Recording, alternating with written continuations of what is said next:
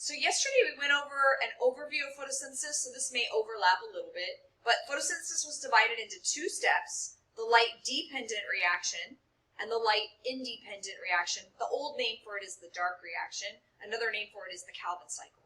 Now, even though the overall formula for photosynthesis makes it look like it's a single reaction, it's not a single reaction. They're just giving you sort of the net overall formula. Technically, carbon dioxide and water, the two reactants, don't even come in contact with one another during photosynthesis. There's several steps, and the water is used in one step, and the carbon dioxide comes in a completely different step later on in the process. So that overview is very misleading, I should say. Now, the two steps happen in different places. The light-dependent reactions happened in the thylakoid. So just a reminder, I'll do a little quick sketch here. So the thylakoid, this is a chloroplast. Remember, inside the cell, you've got all these chloroplasts. And these are the thylakoids. They are in stacks called grana, and the membranes of these thylakoids have a whole bunch of proteins in them, very much like in the mitochondria in the cristae, where you had those proteins. It's actually very, very similar to that. So the light reactions happen there. The light reactions need light, and they need water. Water is going to be important. The products of the light reactions are going to be oxygen. In fact, the oxygen is going to come from this water and get released into the atmosphere. It's going to make ATP, which is going to be, basically it's taking the sun's energy and temporarily trapping that energy, or some of that energy, in the bonds of ATP, which is going to become the power source for the Calvin cycle, the light-independent reaction, because our goal is to build sugar. But the plant can't build sugar directly in a single step. So it collects the sun's energy, it makes ATP, and then the ATP is going to be the power to build the sugar. The other product is going to be a coenzyme called NADPH, which is going to be made from NADP+. So this NADP+, very much like NAD+, if you remember, the coenzyme, the electron carrier in cell respiration, big P for plants. NADP+ is going to be the one in photosynthesis, and what it's going to do is it's going to pick up hydrogens. Ultimately, if you think about it, the hydrogens are sort of coming from this water. Now, where are they going? Well, the Calvin cycle is going to then take carbon dioxide from the air, and this is going to happen in the stroma, and it's going to take the carbon dioxide, and it's going to take the hydrogen from the NADP+, and using the energy from the ATP, it's going to combine these, obviously more than one of these, into glucose and other sugars. So that's going to be our overall reaction. Two steps, a little less than what we had in cell respiration, which had 3 steps, and then those are, of course, all subdivided. So let's go through the light reactions first. I'm going to skip this little overview real quick. So when the photosystem, so what is a photosystem? Well, remember, in these thylakoids that are in the chloroplasts, in the membrane, there's these areas called photosystems. And they look like, I'll show you a picture, but they're basically a collection specifically of chlorophyll molecules that are all sort of in here together. And when light comes in and it hits them, the electrons in the chlorophyll molecules get super excited. They get so excited that they actually leave the chlorophyll molecules altogether. And they go through an electron transport chain. Remember, we remember electron transport chains from cell respiration, same concept. And that electron transport chain, just like in cell respiration, it's actually going to power hydrogen pumps to pump hydrogen ions. This time, it's pumping the hydrogen ions inside of the thylakoid. So this is the thylakoid membrane. So you're going to have a hydrogen buildup. So this should kind of sound familiar. If you really understood your cell respiration, this is actually pretty easy to comprehend. So the power of the light excites the electrons this time. The hydrogens get pumped in, and guess what? Just like in cell respiration, they're going to flow back through that special enzyme, ATP synthase. And that's how the ATP is going to get made. ATP synthase is going to make ATP, and that's going to become our power for the Calvin cycle. Now, the other thing that's going to happen, and it's about to pop up in a second, is that some of these hydrogens are going to get hooked onto that coenzyme or electron carrier NADP+ and become NADPH. And these two products are going to go to the Calvin cycle to build sugar. The H will become the H in glucose, and the ATP will be the power. But here's the thing. We got to reset everything. Remember how fermentation had to happen to recycle NAD plus if there was no oxygen because you'd run out. So think of like a mousetrap. Once it springs, you've got to reset it.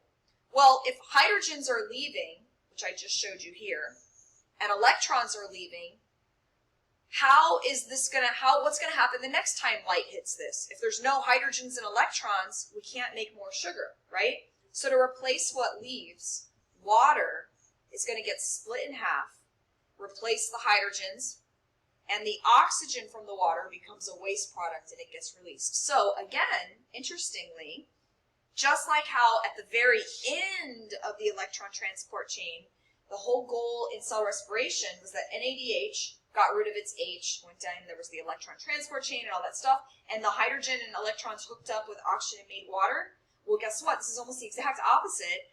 Water is actually going to get split in this reaction. The oxygen is going to get released, and the hydrogen is replacing what left to make the NADPH and the electrons that left as well.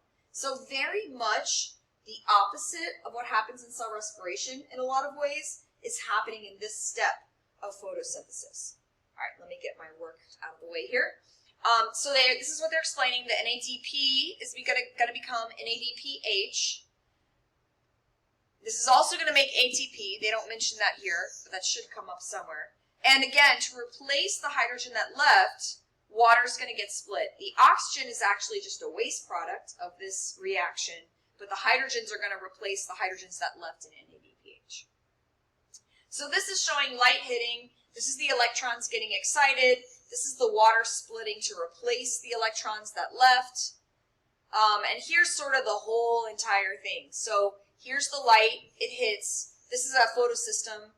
Remember, that's a collection of chlorophyll molecules. There's two different ones, photosystem 1 and photosystem 2. And here, we're not going to get into the details. There's some differences between them. But for now, just know that they work together. Here's the water getting split to replace the hydrogens that are leaving. Here's the hydrogen pumps I was talking about. So the light hits, the electrons go down an electron transport chain.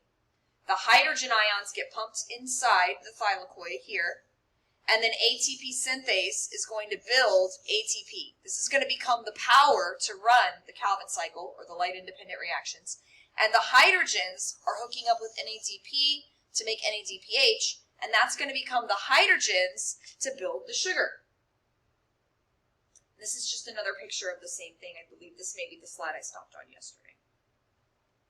So, the light reactions, what came in? Water, light, NADP, technically that should be NADP plus, and ADP plus P. That extra phosphate is floating around. What's going to come out? Oxygen from the water is going to end up as a waste product. ATP, because the power of the sunlight is going to build the ATP. And NADPH, again, the NADP plus just picked up hydrogen. And ultimately, that came from the water. All right. And this is just another picture. So here's water releasing the oxygen, the light hitting, Okay, so the next step, what's going to happen, the Calvin cycle, the dark reaction, the light-independent reaction, lots of names for it. Here's our ATP. It's going to go to run this reaction, the Calvin cycle. And the NADPH also is going to go to this reaction, the Calvin cycle. And this is where the carbon dioxide is going to come in.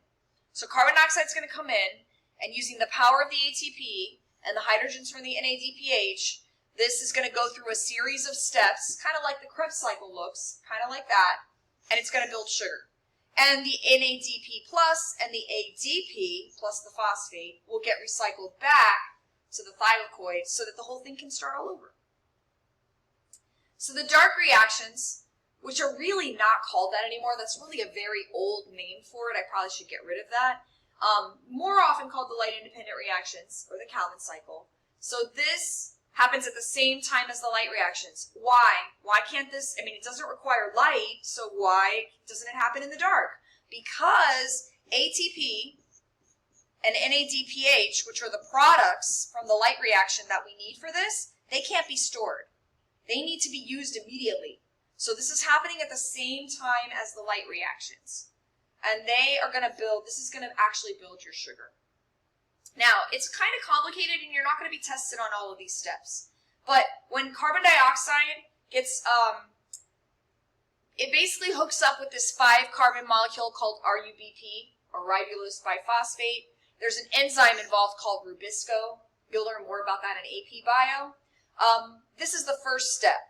So one carbon dioxide comes in, it hooks up with this other compound to make this 6-carbon compound, and that splits into 2 3-carbon compounds. And ultimately, this is where the ATP and the NADPH are going to be used, and they're going to make something called G3P. And it's a bunch of steps. Here's the bottom line.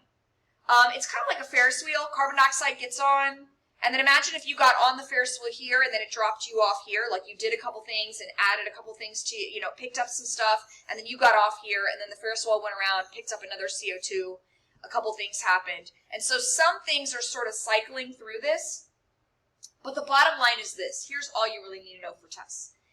NADPH is necessary, and ATP, and carbon dioxide. The carbon dioxide and the H, the hydrogen, from the NADP are going to combine and make sugar. It actually takes 6 turns of this cycle to make a sugar. So it takes in the carbon dioxides one at a time. So it's like one CO2 comes in, and it makes this little molecule. Then the second CO2 comes in, and it builds on that. And then the third CO2 comes in, and it builds on that again. And eventually, after 6 times, it's made a glucose, C6H12O6. The ADP and the NADP plus go back, and they can go to the light reactions, and then the whole thing can start all over again.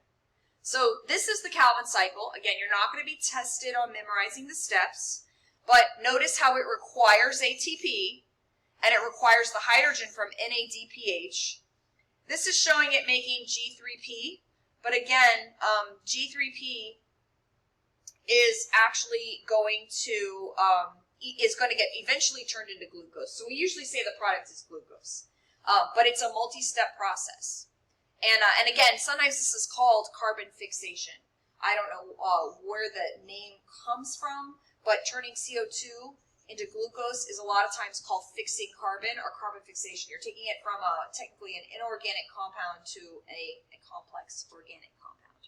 And these are just some pictures of the same thing. Notice they're leaving a lot of stuff out here, like the names of the enzymes and all that. It's really not important for what you need to know. Just know this is the step that actually builds the sugar. 6 CO2s come in, and then glucose and other sugars can come out. All right. Again, this is yet another picture of the same thing. We're going to skip the video. Remember that there's a relationship between photosynthesis and cell respiration. We've talked about that before. Don't forget that the products of one are the reactants of the other, so they work together. And don't forget also that plants can do both. It's not just plants do photosynthesis and animals do cell respiration. Pretty much all organisms do cell respiration, and all eukaryotic organisms do it with a mitochondria. Sorry, videos there, I apologize. I wanted to get to this very last slide. Things that will affect it, water availability. If there's not a lot of water, you're going to have some issues with photosynthesis. So a lot of desert plants have special adaptations. Temperature, it's best above the freezing point of water and below 95 degrees. And sunlight intensity. But I do want to show you this little graph. There is a max here. In other words, I can keep making it brighter and brighter and brighter, but photosynthesis can only go so fast. So this is sort of showing the maximum rate. So no matter how much light I provide, there's a max speed that photosynthesis can go. So temperature-wise, the graph would look something like this. It works best at average temperatures, and then, again, and then water would be a thing. So if you have any questions, just ask in class.